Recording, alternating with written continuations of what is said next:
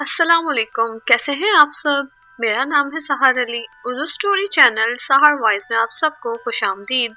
हमारी वीडियोस आपको अच्छी लगे तो वीडियोस को लाइक कर दें, और अगर आप हमारे चैनल पर नए हैं तो चैनल को सब्सक्राइब भी कर दें, और नई आने वाली वीडियोस के अपडेट के लिए बेल आइकन को भी प्रेस कर दें ताकि आपको हमारी नई आने वाली वीडियोस का नोटिफिकेशन मिलता रहे। आज मैं आपको खौफ और हिरास के लिबादे में लिपटी हुई, दिल को महवत करती नाकाबिले फरामोश हैरत अंगेज ड्राउनी कहानी सुनाने जा रही हूँ, जो सुनने वालों की दिल की धड़कनें तेज कर दे और वजूद को लर्जा दे। ये कहानी है एक लड़की की रूह की। उस रूह के साथ आखिर ऐसा क्या हुआ जो वो अपनी फरियाद लेकर आ गई। जानने के लिए कहानी को मुकम्मल सुनिएगा और अपनी राय का इजहार भी कमेंट बॉक्स में जरूर कीजिएगा। तो चले कहानी को शुरू करते हैं।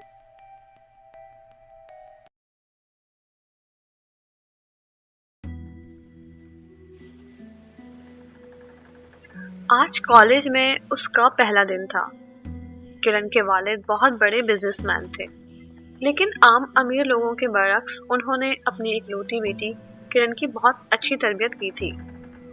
और एक चीज जिसे उन्होंने कभी फरामोश ना किया था वो थी किरण की पढ़ाई। वो चाहते थे उनकी बेटी आला तालीम हासिल करे और उनका सर फखर से बुलंद कर दे, ना कि आम अमीरजादियों की तरह बाप की दौलत पर फखर करते हुए सारी उम्र गुजार दे। किरण के डैडी ने तमाम मालूमात हासिल कर ली थी कि मैट्रिक के बाद किरण के लिए कौन सा कॉलेज बेहतर रहेगा, और अगले ही रोज वो उसे लेकर शहर के मारूफ कॉलेज में मौजूद थे। शहर में घर भी मौजूद था, लेकिन चूंकि अब किरण को बहुत ज्यादा सख्त मेहनत करनी थी, चुनाचे उसके डैडी ने फैसला सुना दिया कि अब उसे हॉस्टल में रहना होगा ताकि अपनी तमाम तर तवज्जो पढ़ाई पर मरकूज कर सके। डैडी के इस फैसले पर उसने सर तस्लीम हम कर लिया। जरूरत की तमाम चीजें लेकर वो डैडी के साथ कॉलेज आ गई। अब डैडी उसे खूब मेहनत की तलकीन करके रवाना हो रहे थे। किरण एक जिंदा दिल और खुश मिजाज लड़की थी। अगरचे कॉलेज इसके लिए नया था, मगर फिर भी वो खुश थी। उसे पूरा यकीन था कि उसे नए कॉलेज में वो जरूर एडजस्ट हो जाएगी, पढ़ाई भी दिल लगाकर करेगी ताकि उसके वालिद को उस पर फख्र महसूस हो सके, और यही उसकी जिंदगी का मकसद था। वो बहुत खूबसूरत लग रही थी। वाइट जीन्स पर ब्लैक टॉप का कॉम्बिनेशन उस पर बहुत ज्यादा सूट कर रहा था। मैम वार्डन ने उसे बताया कि उसका कमरा किस तरफ है। वो अपना बैग थामे अपने कमरे के जानिब रवाना थी। उसने कमरे का दरवाजा खोला और बैग को घसीट कर अंदर ले आई। कमरे पर एक सरसरी सी निगाह डालते हुए वो बेड पर जा बैठी। वेल, कमरा तो अच्छा है, उसने खुद कलामी की। चंद लम्हात ही गुजरे थे कि कमरे का दरवाजा धड़म से खुला। उसने मुड़कर देखा तो वहां दो लड़कियां मौजूद थी, जिनके चेहरे पर शैतानी मुस्कुराहट रक्सा थी। किरण सूरत हाल को जल्द ही भांप गई और दिल ही दिल में कहने लगी, किरण तैयार हो जाओ। वो जान गई थी कि ये दोनों उसको तंग करने वाली हैं। वो ये भी जानती थी कि अब इस सूरत हाल से कैसे निपटना है। स्टेला और कैथी कॉलेज में आने वाली हर नई लड़की को तंग करना अपना फर्ज समझती थी, और आज किरण उनका शिकार बनने वाली थी। वो कदम कदम उसकी तरफ बढ़ रही थी, और किरण अपने आप को मानो तैयार कर रही थी कि कैसे उनसे निपटा जाए। इसी असना में स्टेला ने किरण के बालों को छुआ और मजाक उड़ाने वाले अंदाज में कहने लगी, अरे देखो कैथी, इस चुईया के बाल किसी चुईया की दुम जैसे लग रहे हैं। दुरुस्त कहा ना मैंने। कैथी मुंह फाड़ कर हंसने लगी और उसने कुछ यूं कहा, बिल्कुल स्टेला, दुरुस्त कहा तुमने, बल्कि मुझे तो यूं लगता है किसी चिड़िया घर से भाग कर आई है। इस बात पर दोनों मुंह फाड़ कर हंसने लगी। इस कदर बेइज्जती पर किरण गुस्से से लाल पीली होने लगी, मगर न जाने कैसे खुद पर उसने कंट्रोल किया और कहने लगी, हाय, मैं किरण हूँ, यहाँ नई आई हूँ और शहर के सबसे मौजिज और मारूफ बिजनेसमैन जेम्स रिचर्ड की बेटी हूँ, और जितनी बेइज्जती तुम मेरी कर चुकी हो, प्रिंसिपल से शिकायत करके तुम दोनों को निकलवा भी सकती हो। वो दोनों गुस्से से दांत पीसती हुई वहां से चली गईं। डैडी के नाम की धमकी कारगर साबित हुई। अगरचे किरण इस तरह अपने डैडी का नाम फखर से लेती हुई और उनके नाम की धमकी देते हुए खुद को आम अमीरजादियों की तरह मगरूर नजर आ रही थी, जो कि वो कभी ना थी। کیونکہ اس نے اپنے ڈیڈی کی دولت پر کبھی فخر نہ کیا تھا اور نہ ہی وہ ڈیڈی کے نام کی دھمکیاں دیتی تھی، مگر اس وقت اس کے پاس کوئی اور چارہ بھی نہیں تھا۔ ان بدتمیز لڑکیوں سے محض اسی طرح پیچھا چھڑایا جا سکتا تھا۔ کرن نے سر جھٹکا، بیگ سے کپڑے نکالے اور نہانے کے لیے واش روم میں چلی گئی۔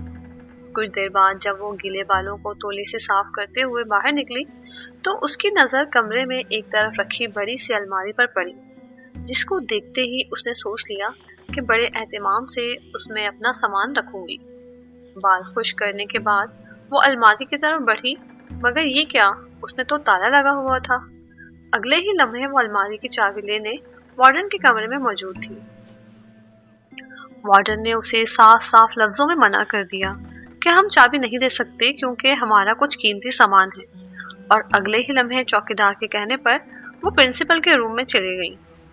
اب وہ کافی حیران اور پریشان سوچوں کے سمندر میں ڈوب گئی۔ ہمیشہ کی طرح اس بار بھی کرن نے اپنی زندہ دلی اور خوش مزاجی کی وجہ سے کالج میں سب کا دل جیت لیا۔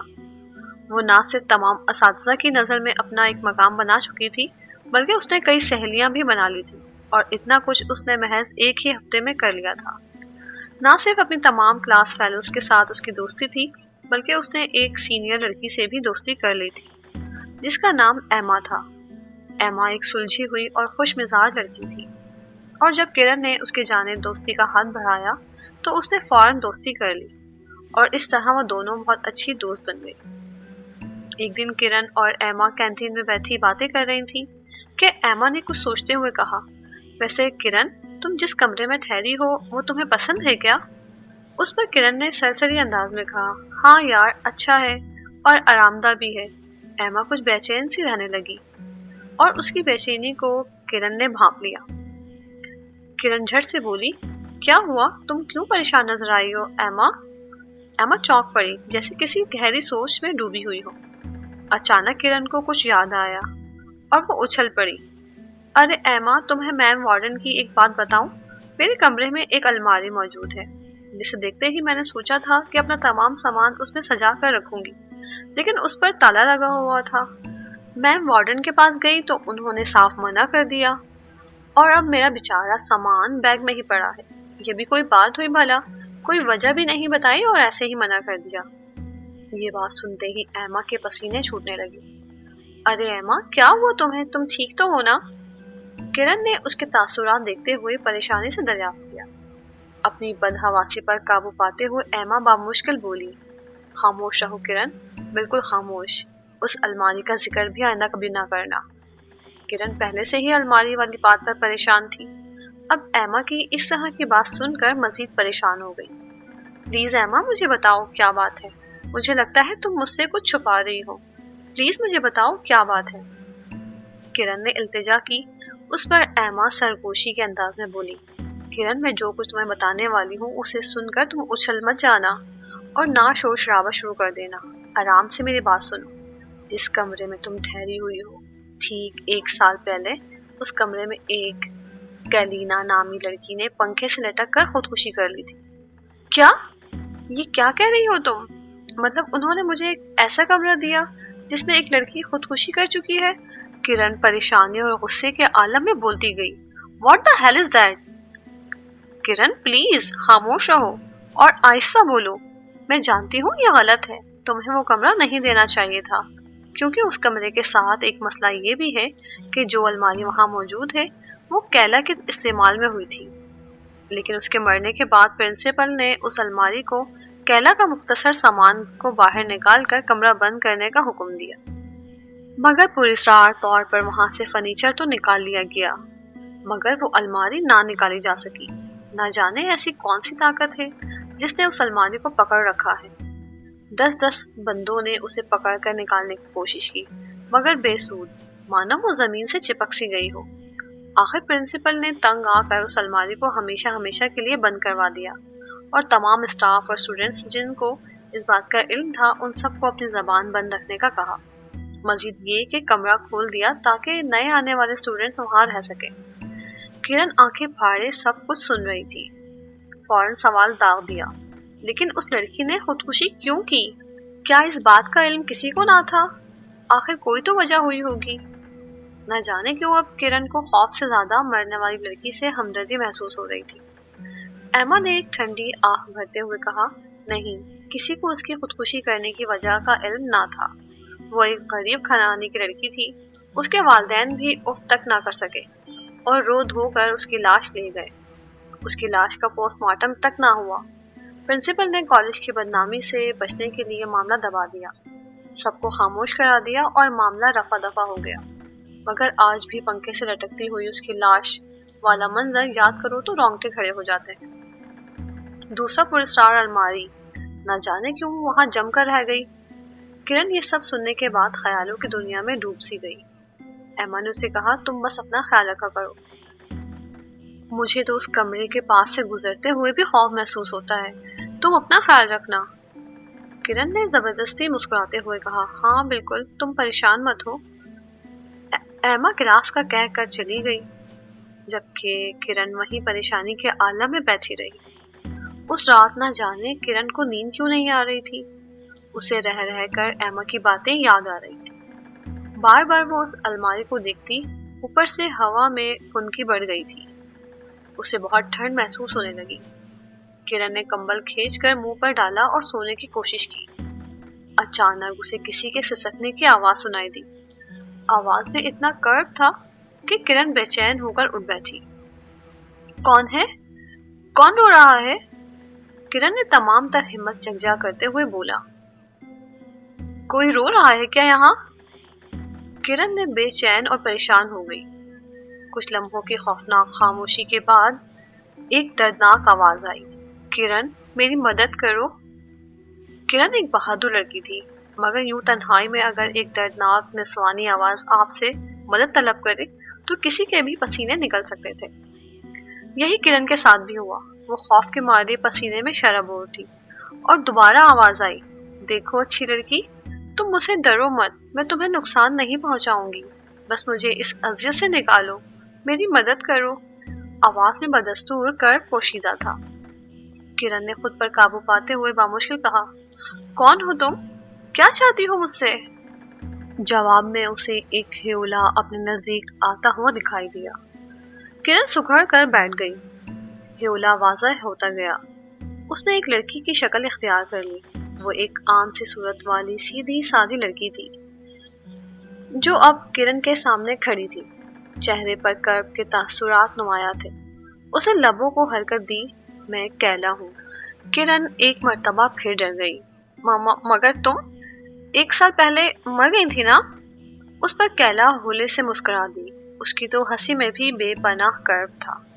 اس نے اپنی داستان یوں سنائی، میں بھی تمہاری طرح ایک جیتی جاگتی زندہ لڑکی تھی، غریب والدین کی بیٹی، آنکھوں میں بے شمار خواہشات کے جگنو لیے یہاں تعلیم کے لیے آئی تھی، مگر دونوں نے مجھ سے جینے کا حق چھین لیا۔ یہ کہتے ہوئے اس ہیولے کے چہرے پر شدید غصے کے تاثرات ابھرے۔ کس نے تم سے جینے کا حق چھین لیا؟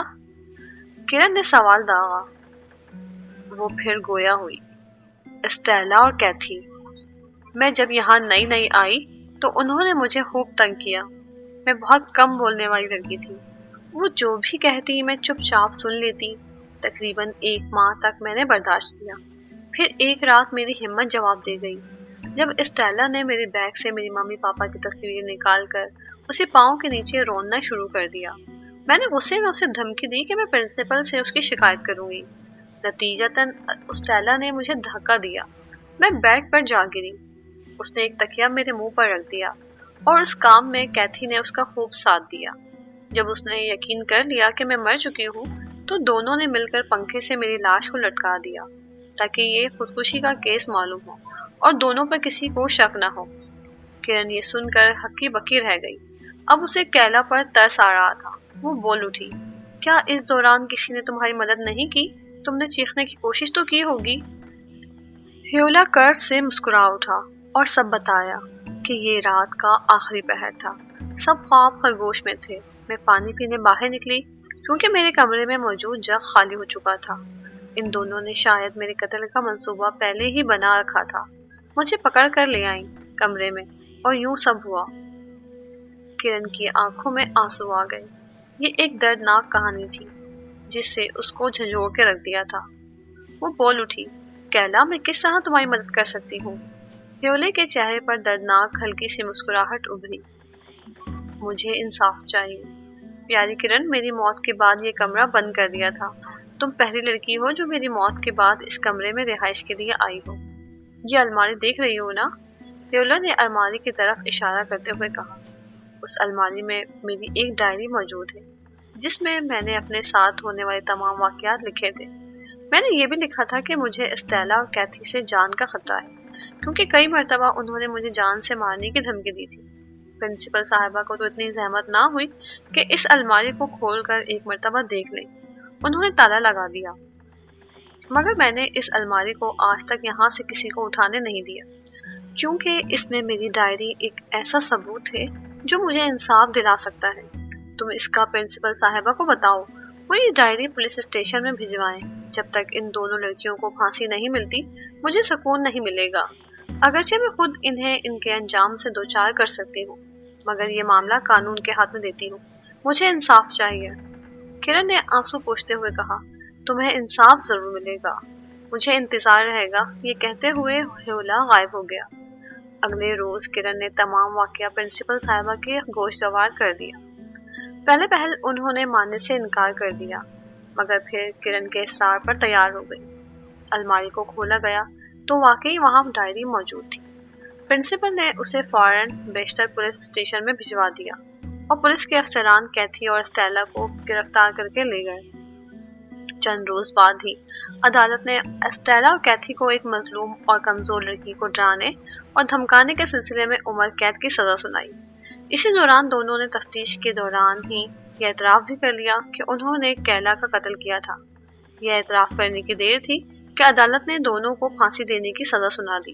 کرن مزے سے اپنے کمرے میں کافی پیتے ہوئے اسائنمنٹ تیار کر رہی تھی کہ ایک مدھم سی سرگوشی اسے بالکل اپنے کان کے نزدیک سنائی دی۔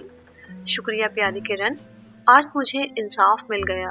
میں جا رہی ہوں، تمہارا بہت بہت شکریہ۔ کرن اس آواز کو پہچان گئی تھی۔